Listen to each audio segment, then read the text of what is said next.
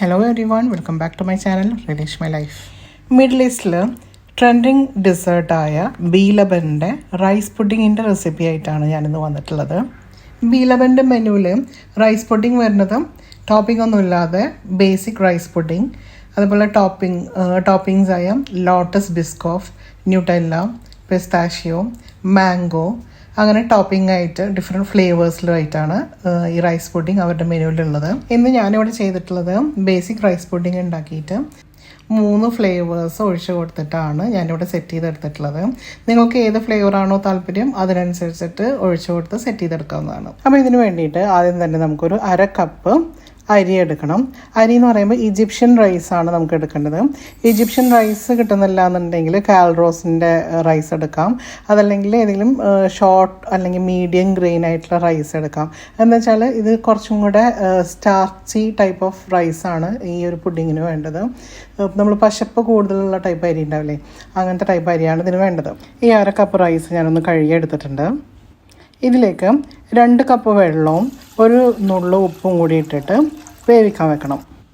ആദ്യം ഹൈ ഫ്ലെയിമിൽ ഇട്ടിട്ട് നന്നായി ഒന്ന് തിളച്ച് വരുമ്പോൾ ലോ ഫ്ലെയിമിലാക്കി മൂടി വെച്ചിട്ട് നമുക്ക് വേവിച്ചെടുക്കാം.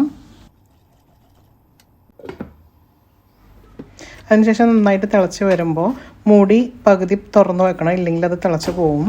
ഇടയ്ക്കൊന്ന് ഇളക്കി കൊടുക്കുകയും ചെയ്യാം. വെള്ളം ഫുള്ള് വറ്റി വരുന്ന സമയത്ത് നമുക്കിത് നന്നായിട്ടൊന്ന് ഇളക്കി കൊടുക്കാം. ഈ സമയത്ത് 3/4 കപ്പ് പഞ്ചസാര ഇട്ട് കൊടുക്കാം. 2 കപ്പ് പാലൊഴിച്ച് കൊടുക്കാം. 3/4 കപ്പ് ഹെവി ക്രീം ഒഴിച്ച് കൊടുക്കാം. ഹെവി ക്രീം കയ്യിലില്ലാന്നുണ്ടെങ്കിൽ ഹെവി ക്രീം സബ്സ്റ്റിറ്റ്യൂട്ട് ഉണ്ടാക്കുന്ന വീഡിയോ ഞാൻ ഇട്ടിട്ടുണ്ട്, ഞാൻ ഡിസ്ക്രിപ്ഷൻ ബോക്സിൽ കൊടുക്കാം. ഇനി ഇതെല്ലാം കൂടി നന്നായിട്ടൊന്ന് ഇളക്കി കൊടുക്കാം.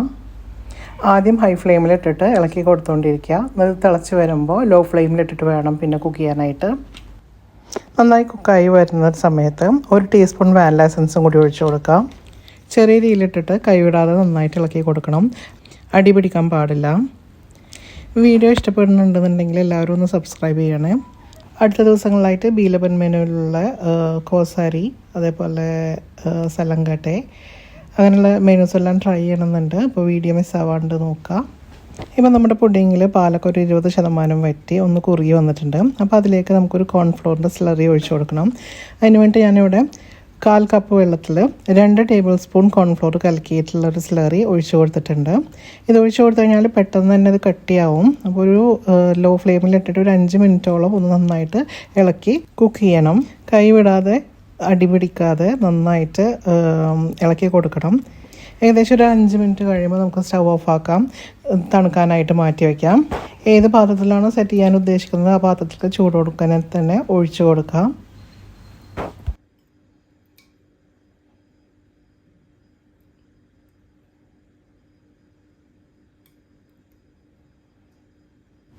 ഞാനിന്ന് ചെയ്യുന്നത് ഒരു പാത്രത്തിൽ തന്നെ സെറ്റ് ചെയ്തെടുക്കാൻ വേണ്ടിയിട്ടാണ്. 3 ടോപ്പിക്കും സെയിം പാത്രത്തിൽ തന്നെ ഡിഫറെൻറ്റ് പാർട്ടിലായിട്ട് ഒഴിച്ച് സ്പ്രെഡ് ചെയ്തെടുക്കാൻ വേണ്ടിയിട്ടാണ് ഇങ്ങനെ സെറ്റ് ചെയ്തെടുക്കുന്നത്.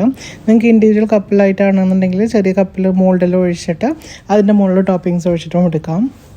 3 സോസാണ് ഞാനിവിടെ എടുത്തിട്ടുള്ളത്.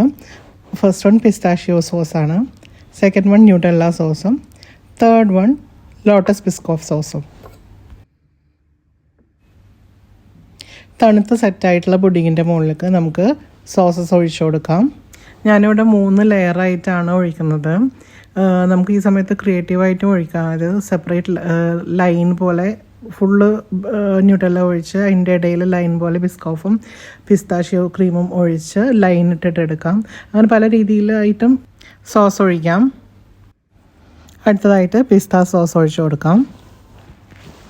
നല്ല സാറ്റിസ്ഫൈയിങ് പരിപാടിയാണ് ഈ സോസ് ഒഴിച്ചു കൊടുക്കുന്നത്. നല്ല ക്രീമിയും റിച്ച് ആയിട്ടുള്ള സാധനമല്ലേ, അപ്പോൾ നമുക്കിങ്ങനെ ഒഴിച്ചു കൊടുക്കുമ്പോൾ ഭയങ്കര നല്ല രസമാണ്. അടുത്തത് ലോട്ടസ് ബിസ്കോഫിൻ്റെ സോസും കൂടി ഒഴിച്ചു കൊടുക്കാം. ഇത് കുറച്ച് ക്രഞ്ചി ആയിട്ടുള്ള ലോട്ടസ് ബിസ്കോഫ് ക്രീമാണ്, അപ്പോൾ അതുകൊണ്ട് തന്നെ ആ ഒരു ക്രഞ്ചിനെസ് അതിനകത്ത് ഉണ്ടാവും.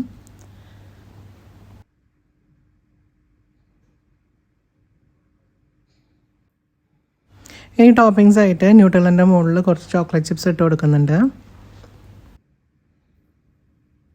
ഒരുപാടൊന്നും ഇട്ട് കൊടുക്കുന്നില്ല കേട്ടോ, ഓൾറെഡി റിച്ച് ആണല്ലോ, അപ്പോൾ അതുകൊണ്ട് കുറച്ച് ഒരു നെയിം സേക്കിന് മാത്രമേ ഇട്ട് കൊടുക്കുന്നുള്ളൂ. പിസ്ത സോസിൻ്റെ മുകളിലായിട്ട് കുറച്ച് പിസ്ത പൊടിച്ചത് ഇട്ട് കൊടുക്കുന്നുണ്ട്. ലോട്ടസ് ബിസ്കോഫിൻ്റെ സോസ് ഞാൻ ഓൾറെഡി പറഞ്ഞല്ലോ, അത് ക്രഞ്ചി ആയിട്ടുള്ള സോസാണ്. അപ്പോൾ അതുകൊണ്ട് അതിൻ്റെ മുകളിൽ ടോപ്പിങ്സ് ഒന്നും ഇട്ട് കൊടുക്കുന്നില്ല. ഓൾറെഡി ബിസ്ക്കറ്റ് ക്രഞ്ചസ് അതിനകത്തുണ്ട്. അങ്ങനെ നമ്മുടെ ട്രെൻഡിങ് ഡിസേർട്ടായ B Laban special rice pudding with different toppings അത് റെഡിയാക്കിയിട്ടുണ്ട്. നല്ല ടേസ്റ്റിയാണ്. എല്ലാവരും ട്രൈ ചെയ്ത് നോക്കാം. എല്ലാവരും പ്ലീസ് ലൈക്ക് ചെയ്യുക, ഷെയർ ചെയ്യുക, സബ്സ്ക്രൈബ് ചെയ്യുക. അടുത്ത് തന്നെ കൂടുതൽ റെസിപ്പീസ് ഞാൻ അപ്ലോഡ് ചെയ്യുന്നതാണ്. Thank you for watching.